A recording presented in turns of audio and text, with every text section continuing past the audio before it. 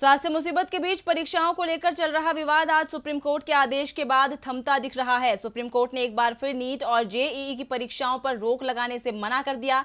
Court पहले ही साफ कर चुका था कि हर चीज को बंद नहीं किया जा सकता, लेकिन छात्र और विपक्ष को चिंता थी कि इस समय यदि परीक्षाएं हुई तो छात्र स्वास्थ्य परेशानी में घिर सकते हैं। सरकार को छात्रों की कितनी चिंता है ये तो उसका निर्देश ही बता रहा था। गेंद सरकार के पाले में थी और वो परीक्षा कराने पर अड़ी रही, जिसके बाद सुप्रीम कोर्ट ने 6 राज्यों की ओर से दायर पुनर्विचार याचिका खारिज कर दी।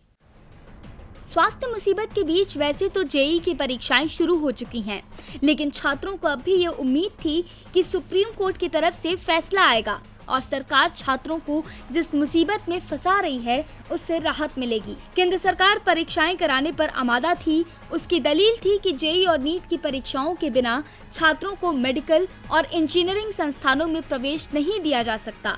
इसके लिए परीक्षाएं जरूरी हैं। अब हालात कुछ भी हों, छात्रों को परीक्षाएं देनी ही होंगी। केंद्र सरकार ने इसके लिए कुछ दिशा निर्देश भी जारी किए हैं, जिसके बारे में सुप्रीम कोर्ट में उसकी ओर से दलील दी गई। केंद्र की दलीलों को मानते हुए कोर्ट ने नीट और जेईई मेंस की परीक्षाओं पर रोक लगाने से इनकार कर दिया है और पुनर्विचार याचिका भी खारिज कर दी है। यह याचिका 6 राज्यों में मंत्रियों ने लगाई थी। याचिका दायर करने वालों में पश्चिम बंगाल की मलय घटक, झारखंड के रामेश्वर उरांव, राजस्थान के रघु शर्मा, छत्तीसगढ़ के अमरजीत भगत, पंजाब के बीएस सिद्धू और महाराष्ट्र के उदय रविंद्र सामंत शामिल हैं। याचिका में कहा गया था कि कोर्ट के पुराने फैसले ने छात्रों के जीने के अधिकार को मुश्किल में डाला है। महामारी के इस दौर में परीक्षाओं के आयोजन में आने वाली परेशानियों को नजरअंदाज किया गया है, लेकिन सुप्रीम कोर्ट ने इन दलीलों को मानने से इनकार कर दिया।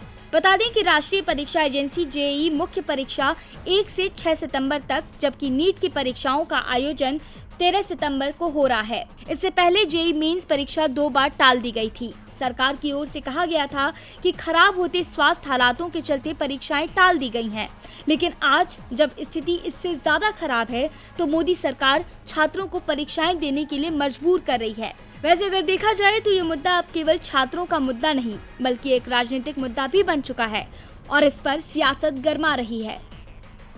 टीवी लाइव की रिपोर्ट।